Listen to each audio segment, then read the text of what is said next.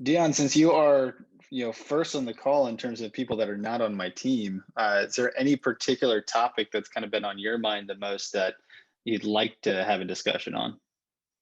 Filling the pipeline.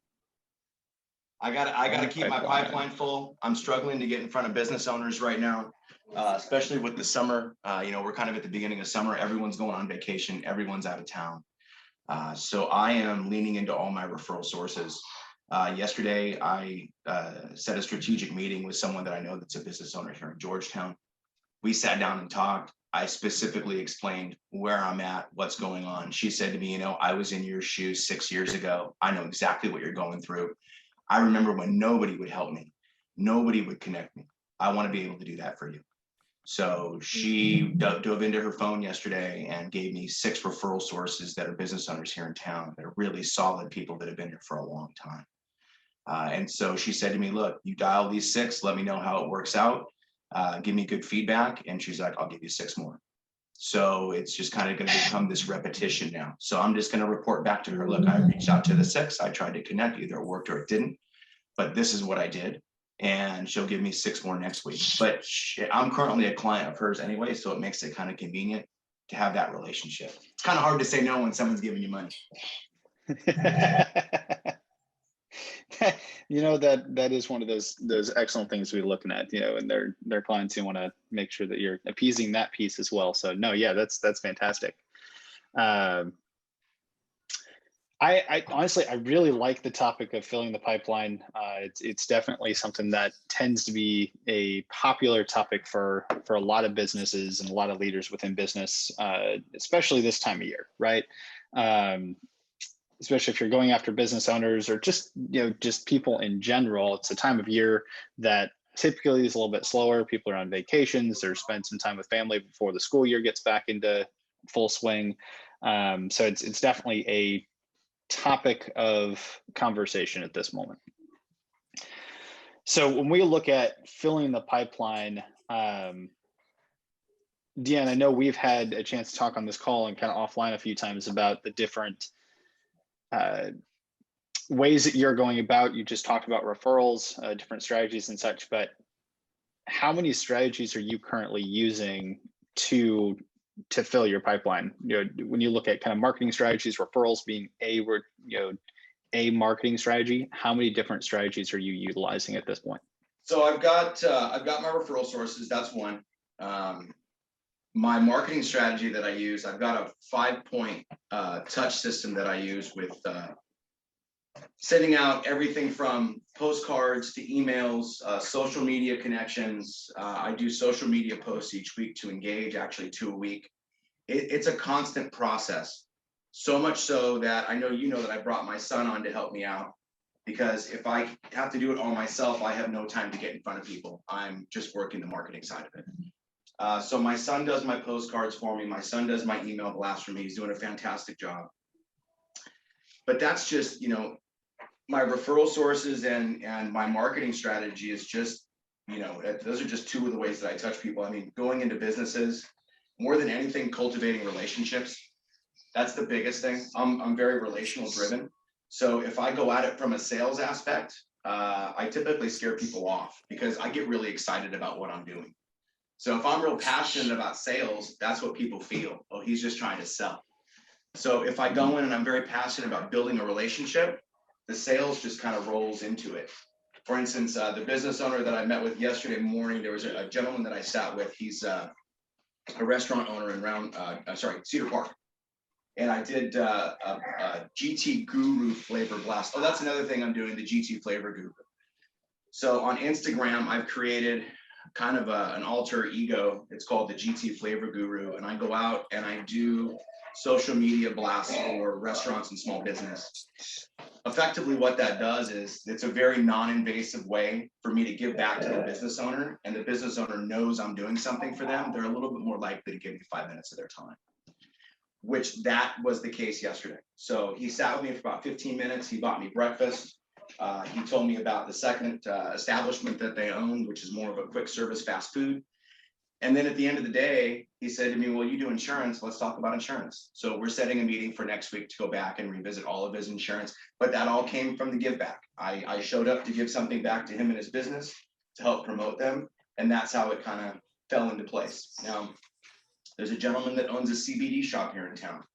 They just opened, well, I think it was 2 weeks ago, and they did their grand opening the other day, ribbon cutting with the chamber. And so I went, and he and I have struck up a friendship, and we're actually going to be double dating this next week. He wants to go out with my wife and I and kind of see what Georgetown is like and get a good feel for it, which is nice because he's got connections all over Austin, all over California, all over Colorado. This guy's plugged in. So just going out and having a beer with him might be something that could turn eventually. But again, building relationships, relational focus. Excellent. So if I'm just hearing correctly, we've got about 4, maybe 5 different strategies that you're using. It's what we call bold call, which is just walking into businesses, introducing yourself, that sort of thing. Social media, with also using kind of that GT flavor guru being a component, referrals, and then I heard you say email blasts in there as well. Yes. Am I missing anything else? Because I from previous conversations, if I recall, you're not doing things like cold calling and some of those types of things, but really more direct and online types of things. Is that correct? Yes. The cold calling, you know, I spent 2.5 years with New York Life, as you know, Tanner, and so cold calling is very much part of the game. But what I find to be is cold calling is sales driven. And when you get somebody on the phone and you're telling, oh, I'm Dion Zamora from ST Insurance, and I got your name and blah, blah, blah, blah, blah, and I just wanted to talk to you about this, or I wanted to talk to you about this. It's so hard to build a relationship like that. Because at the end of the day, when it comes down to it, they have to know, like, and trust me before they're going to give me the information I need to be able to effectively protect them. If they're not willing to give up all the information that I need to make, or help them make good decisions or be able to educate them properly, then it's kind of a moot point. Excellent. So if you don't mind continuing to allow me to probe with some questions for you today, since we've got you on the call, and you can tell me to back off anytime. That's completely warranted. But so with those handful of strategies that you're using currently, do you have a written plan around each of those? So actually documented on paper. I'm really good about coming up with a schematic and a plan to follow. I do it religiously. But what I've found is over the last 2 weeks, there's been such an evolution in what I'm doing, marketing wise. It's changed. It kind of has a life of its own. It breathes and moves on its own. It kind of tells me where I need to fill in and what I need to do. And so coming into this next week, we had last week off, we were in South Carolina. While I was in South Carolina, I applied a new strategy, and that strategy was just reaching out to the business owner directly on Facebook. If I can connect with them on Facebook, I let them know that we're coming into town. I let them know I'm the GT flavor guru. I effectively tell them that I want to help them promote their business. And that seemed to get a really good response. And so I mimicked that again out here this week and had a really good response. But in doing that, my whole process changed in recognizing that Facebook or Instagram is the best way to reach them. The email blasts become more of a follow-up now at the end as opposed to the second part of the process. So as the process, and I even told my son yesterday, I said, there's certain things we're going to be adjusting the process. Sorry, my stomach's growling. And so again, it's a living, breathing organism almost, and it has to be treated as such. It's constantly evolving. We're making adjustments on it on the fly. Yesterday, my son and I sat down and kind of went through everything that we're doing, picked it apart, rearranged it, reorganized it, and now I'm coming up with a new schematic for the things that we're doing. So it's, I have it written down. I just need to actually put it on paper now. It's all written in my head. Excellent. So when you're putting that together, do you have numbers and kind of goals outlined for each of the stages as you go through? So we talk about kind of the end result of where we want to get to, Yes. but there's critical activities to get there. So there's different components of that marketing strategy to fill the funnel, whether that's number of outreaches that you're doing, to number of people you've actually talked to those who actually have an actual sales conversation with you, and then ultimately to booking an appointment. Have you set goals or standards for yourself around each of those and those strategies? Yeah, and it's funny because as the marketing strategy changes, so do the goals. You kind of, or I put everything together, and as it begins working, I really look at the end of the day, which is, at the end of the pipeline, what dollars are coming in? What have we converted in the process? How are we converting in the process? How are we moving people down the pipeline? And when you see a hurdle in the process, for instance, it's real easy to get people to do a flavor GT or a GT flavor guru blast. It's super easy. I'm promoting your business. Getting them to sit down and actually have the conversation with me about what I do, that's a little tricky sometimes. So I have to be very upfront. Ideally, what I want to do is I want to get them engaged, talking about their business. If I can get them talking about their business and I don't say a word, I just sit there and smile and take notes. Eventually, they're going to ask me, what do you do? What's your purpose? Why are you here? It's more than the video. Why are you here? So I get to jump in at that point. I get to explain that I was in the restaurant business for 27 years. It carried us from California to South Dakota. South Dakota, I got injured and had to get out of the restaurant business. And now we're here in Georgetown. As I walk them through my story, I see within the first 2 minutes, are they engaged? Are they listening? Do they care? If they're showing me that, hey, it's just kind of, it's no big deal. He's just kind of talking and I'm paying attention to my business and I'm looking all around and I'm not focused on what he's saying. I don't have their engagement. I won't lead into the insurance. I'll just hand them a business card and tell them you should speak again at a future date. There's certain ways to go about it. If they're engaged, I'll walk them right down the red carpet, tell them exactly what I do and set a meeting like I did yesterday. But it's that really looking at that conversion ratio. How are we flipping the fun aspect, the long term, like we were talking about the other day, Tanner? How do you flip that long term and convert that long term into some short term sales? And ideally, I mean, at the end of the day, I've got a family, you got a family, we all have kids to feed. It's let's take that off the table and figure out what is it that gets people down the pipeline. It's trust, it's liking and knowing somebody.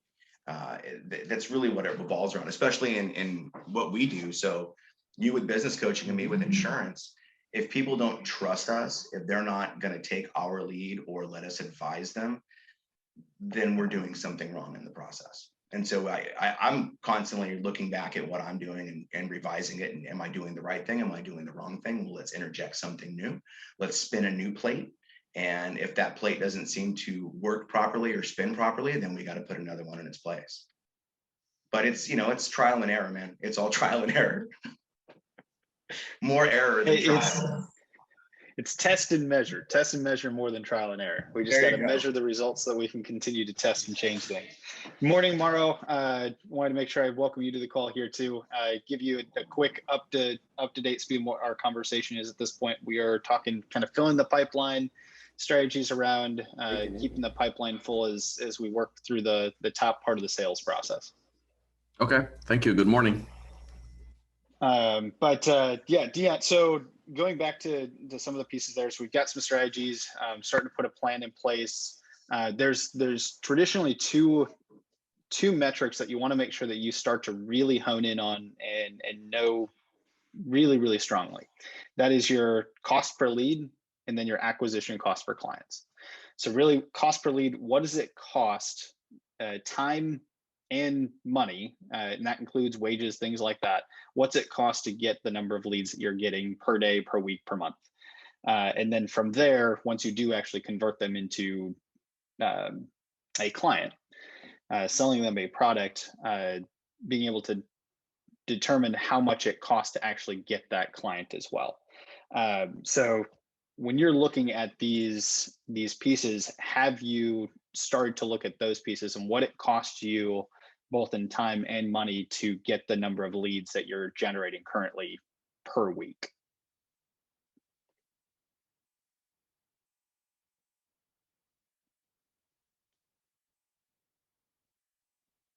And if you're talking, buddy, you are on mute. There we go. Sorry, what I was saying was back in February, sorry about that. When I started with Blake, we had a lot of leads coming in, so it was very easy to track, but June was a pretty scarce month.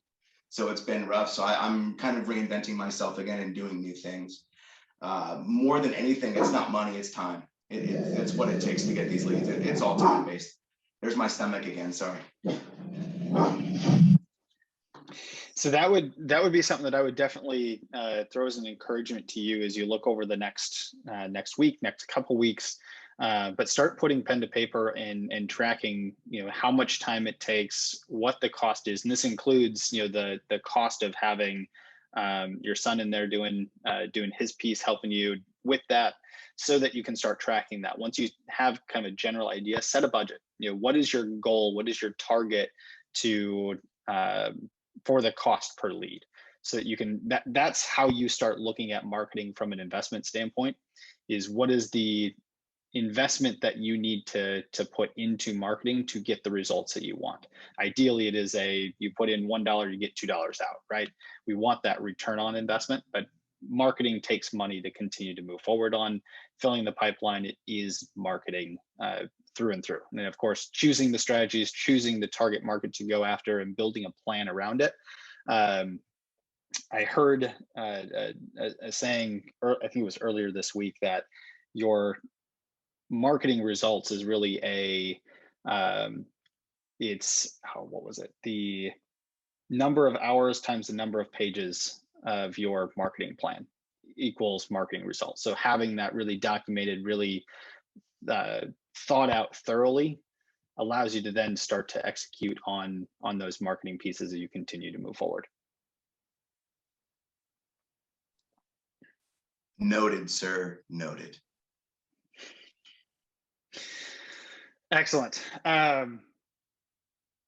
Mauro, what are some of your thoughts around filling the pipeline? I know you've been in business for a while and such as well, and being able to fill the pipeline, continue to bring in new clients. What areas of success have you seen in terms of being able to keep a pipeline full, in the past, what you're doing currently? Give us some context on what's going through your mind on this subject. Okay. I think for sure, right? I mean, like in my case, the tax season, it's we pretty much, it's the whole year is compressed in 3.5 months.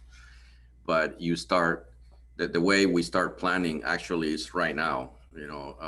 I'm spending a lot of time on planning right now. I still have work to do on the tax side and on the accounting and everything else, but I'm kind of looking at how am I going to fill the pipeline for staff that I need to train in the fall, so we're ready in January.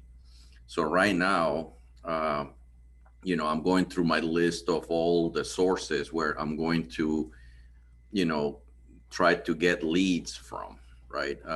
To fill into what we call this tax school. So it's an ongoing thing, and you're right. I kind of got away from, having a system. I was kind of running, on the edge of my seat. But it's, and you see the results. I mean, I've had, and granted, I mean, I can claim that the pandemic and lack of humans, people available to work, can be can attribute to, a very anemic,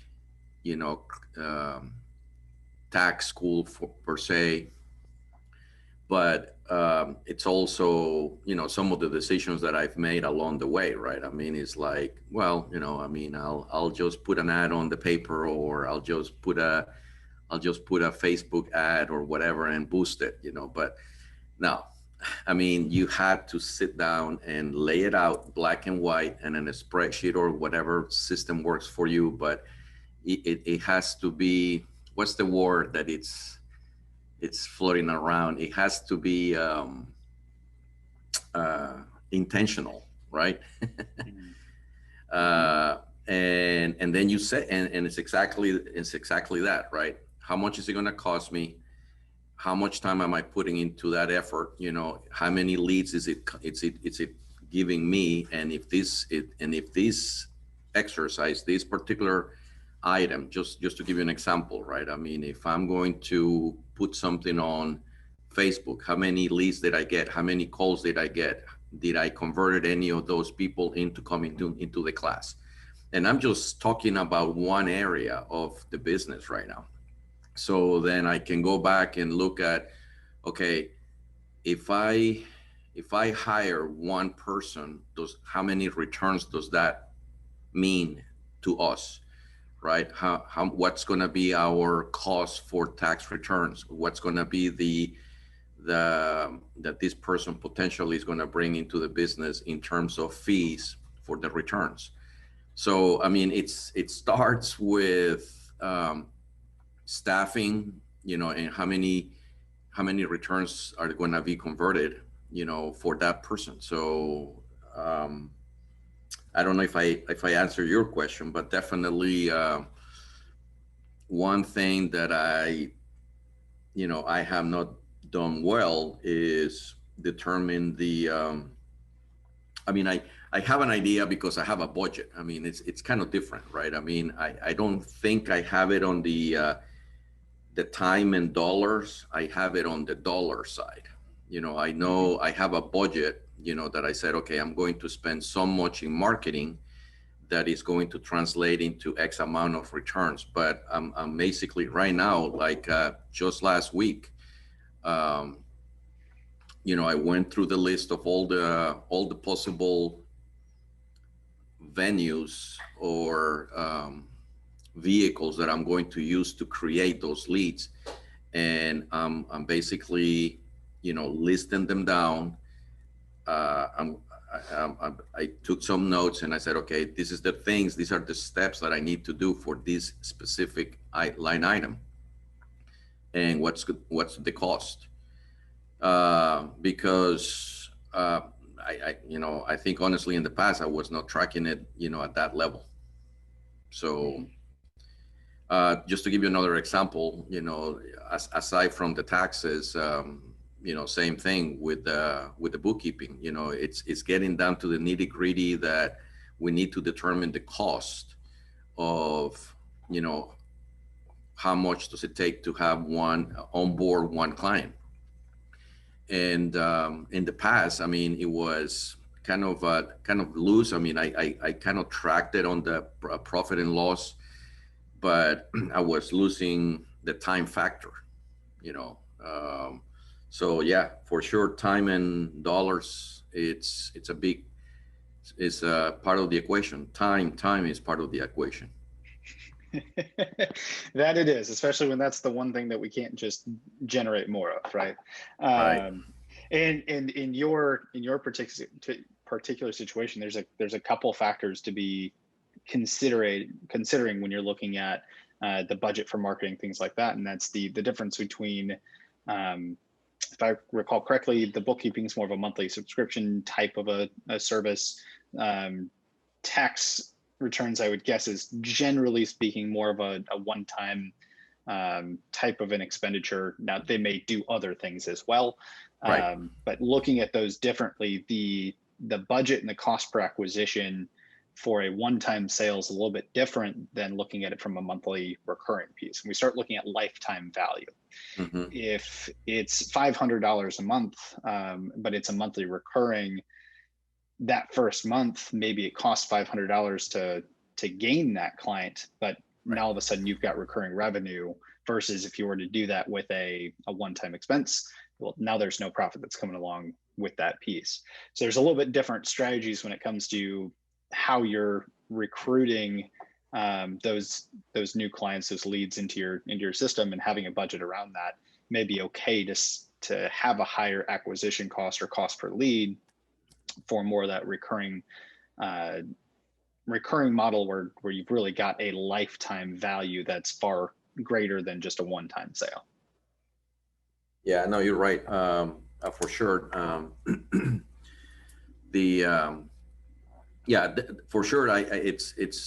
It's almost like I have two budgets, right? I mean, and it's because of the nature of the business, right? I mean, like you mentioned, doing the tax return is a one transaction, you know, versus the ongoing engagement with the client throughout the year, right? I mean, so there you had to spread that budget, or you had to figure out all those factors into, you know, retaining that client. So yeah, for sure, yeah, Yep. it's definitely two budgets that I have to be looking at. Yeah, and when you really get into the nitty gritty of it, it'll become more than two. It'll be what's the budget for this particular target? Because the target, I imagine, generally speaking, is different for the those that you would go after that you can do the tax pieces for versus the folks that need bookkeeping. Now there may be some overlap, but my guess is they're technically two different targets that you're going after, and then. Likewise on the different strategies that you're utilizing, whether that's 2, 3, 5, 6 different strategies of digital marketing or networking or cold calling or whatever the strategy is. And as you continue to track and measure the results of the different efforts, we're going to be able to more clearly see what are the results historically for each of those, so that you can then start to determine what is the cost per lead for each of those. What am I willing to budget per lead? And then the budget becomes, you know, per strategy, per target, and you can really get fine tuned on the things that are going to really drive the business forward. Because if all of a sudden it costs $100 per lead in one strategy, but only $40 per lead in another, that's a completely different way to look at the strategies that you're utilizing. If you got another one that's costing you $1,000 per lead and they're only bringing in $500 worth of sale, it's, you know, that's not an overly effective strategy. And being able to either look at how do we improve that and make that more detailed so that we can bring that acquisition cost down, or how do we focus in on the things that are more productive for the business moving forward.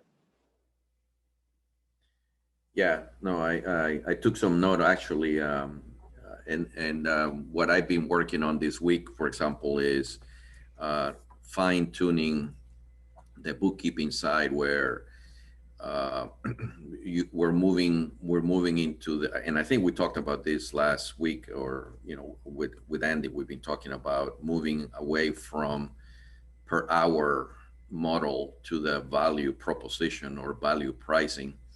So so and by doing that, it's also helping me, you know, I'm still tracking two budgets per se, but this one, the way this model is working right now, we're including the tax preparation with the bookkeeping has a value proposition, and we're offering different options to the client.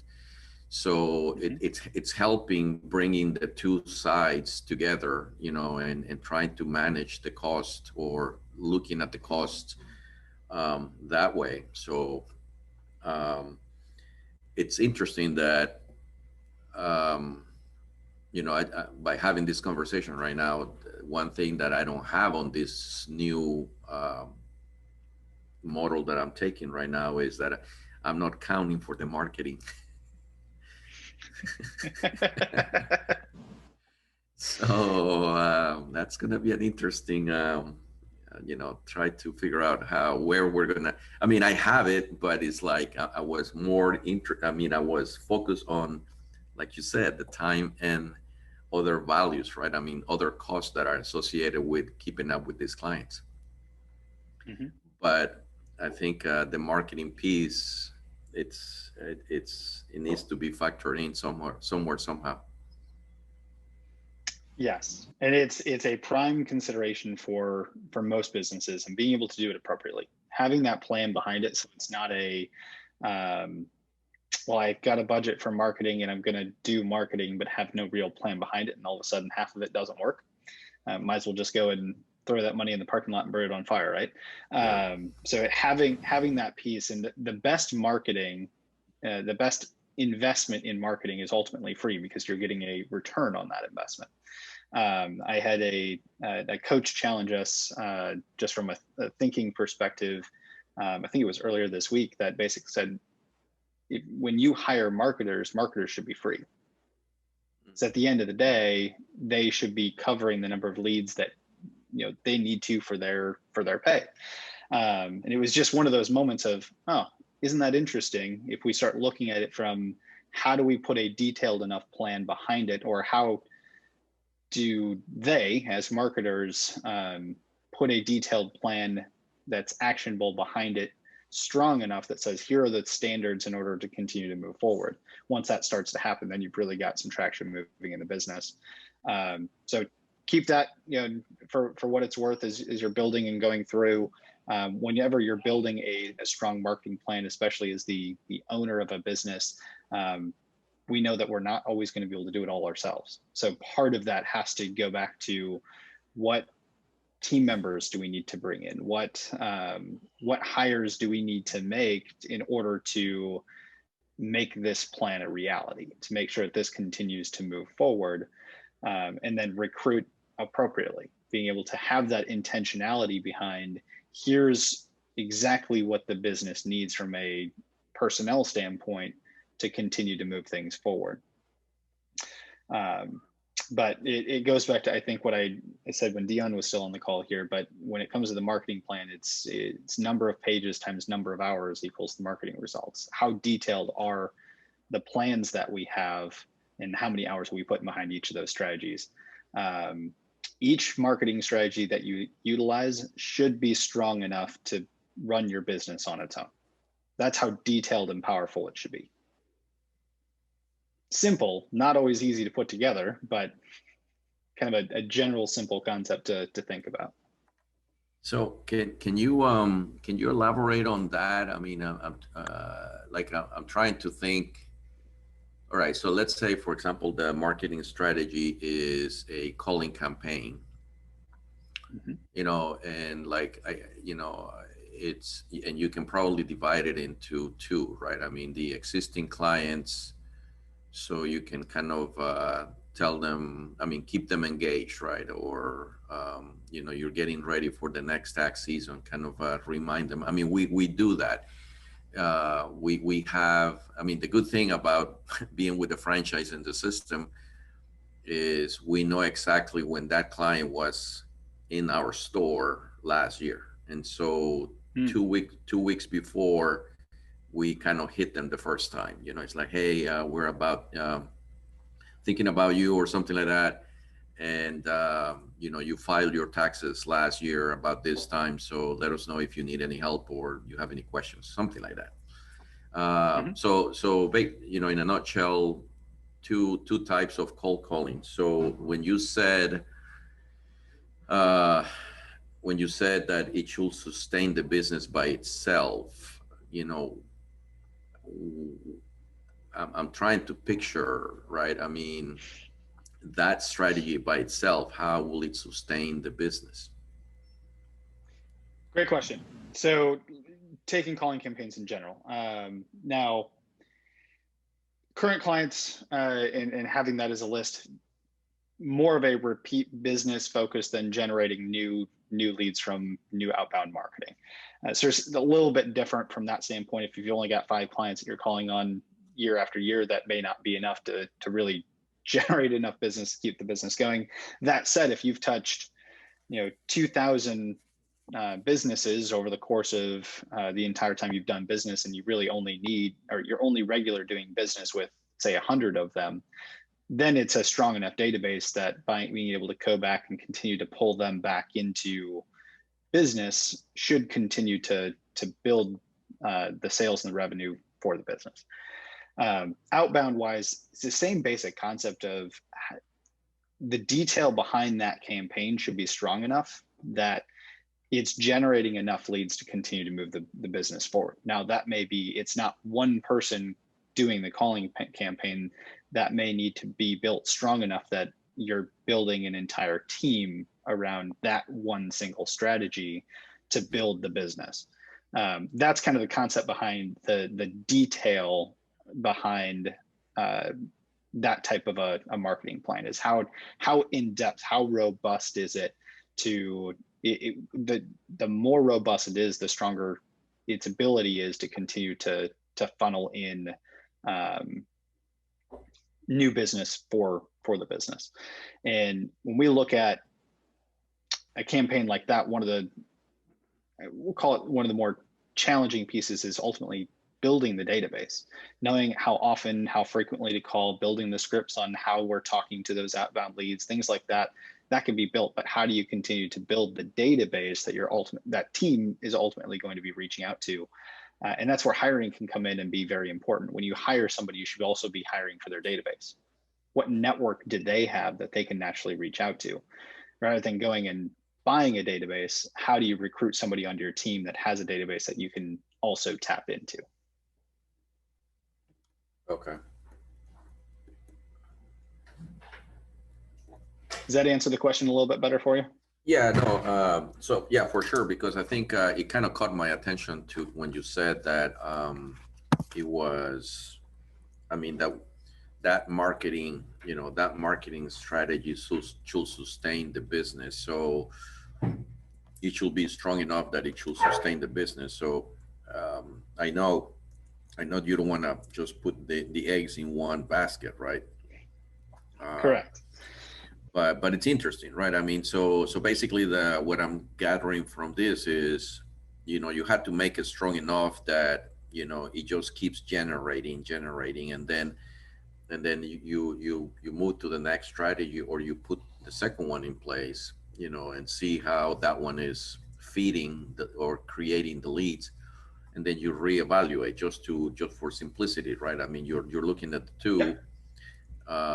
But then you say, okay, the cost, and it goes back and it closes back on what we were starting to talk about.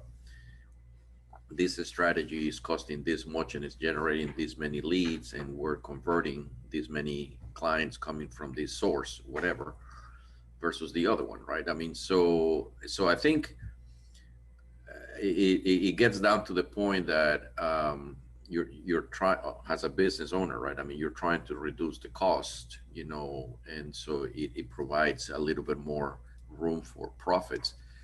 But yes, and one thing I'd say is, instead of reducing costs, it's increasing return on investment. Because it's not that we're not funneling enough investment into it, but we're getting a greater return for the dollars that are being funneled in. And to your point, yes, each strategy should be strong enough to run the business on its own. Should we only be doing one strategy? No, we need to have multiple strategies running in all of our businesses at any given time. But saying, here's 10 strategies, and I'm going to do email campaigns and social media, and I'm going to do some networking and cold calling and all of this without a detailed plan behind it, doesn't really give us the results that we want. Each of those just kind of flounder, or the ones that we're not as comfortable with tend to flounder the most, right? Mm-hmm. So being able to be very diligent about and intentional about the detail behind each one that we choose to do, and then yes, layering on from there, building the team around each of those strategies. Because let's say you hire somebody that's coming in to do a calling campaign that is something that they're very, very good and comfortable with. They may not be the perfect person to then run a social media campaign. It's just not in their wheelhouse. How do you then build that piece by hiring somebody that is really good and can build a return on investment there, versus going very broad and saying, I'm going to do 10 different strategies, and this one person is going to run, or these two people are going to run all 10 strategies, and there just hasn't been enough detail behind it to build out and make sure that your cost per lead is within range and your acquisition cost is kind of within the target that you're looking for, that makes sense for your business. So Tanner, so I'm listening and I'm coming up with more questions. So it sounds to me, because I might have a high level idea of all these strategies, right? I mean, I said, yes, we need to do calling campaign. Yes, we need to do social media. Yes, we need to do, networking and this and that and all that. But it sounds to me that there is an investment, either myself or someone else that knows how to, put the detail behind all those strategies, because I can say, yeah, I can sit down and pick calling campaign today, and I just, in this conversation, I just, out of the top of my head, I can think of the two avenues, right? And cold calling and the warm market, which is my client base. Then I can start thinking about, what targets, what demographics, what is it that we're going to be doing. But then I'm thinking, I mean, that's probably just the tip of the iceberg. And where do you come with the rest of that calling campaign strategy detail? So I guess the question is, do you just hire someone to strategize with you, to come up with all these strategies and come up with all this detail? Because then the next thing is who's going to execute, right? I mean, yeah. So yes, it could be as simple as hiring. It could be finding somebody that specializes in the area that can come and contract for you for a period of time. That could be an option. It could be as simple as starting with the strategies that you or folks on your team know really well currently, and being able to build those out first and then go to the ones that maybe you're not as comfortable with. But that's where we have to know, one, how can we continue to level our knowledge so that, one, we can do some of it, two, we're knowledgeable enough to hire somebody who can do it and know that they know what they're talking about. And then, yes, knowing when that point is of saying, okay, I am out of my expertise. I need somebody smarter than I am to come and build this part of the business. Because as the business owner, we are building the business, not each individual facet. Our goal is to surround ourselves with people who can build and do those pieces better than we can. So it's a kind of a long answer to your question, but it could be yes to just hire out those pieces. It could be starting with some of the pieces that you do know a little bit better. Maybe that's as simple as social strategies like networking. Maybe you're fantastic at networking. That's something that you've done your entire life. Maybe starting there, because building a plan around that would be fairly simple to do. Whereas the social media campaign maybe isn't as easier, or the cold or the calling campaign stuff. Maybe there's some strategy you can build, start getting that rolling, and then work to find team members or people that you can contract with that maybe can help fill in the gaps of additional detail down the road. There's a handful of different ways to do it. Work on the areas that you know and are comfortable with, and don't be afraid to look at, how do I invest in somebody else to get the details that ultimately is going to give that return on investment. All right. Very good. Got it. Thank you. Excellent. Well, I know we are at 9:46 here, so I am going to wrap us up. Mauro, thank you for jumping on the call. Kat, Nafisa, thank you for being here as well. Mauro, I know you got to meet Nafisa on here last week. Catherine is our new marketing and business development manager that we just started on Monday. Cool. So want to make sure that two of you were introduced there as we wrap up. But thanks for jumping on. Look forward to continuing the conversations next week, and everybody have a wonderful weekend.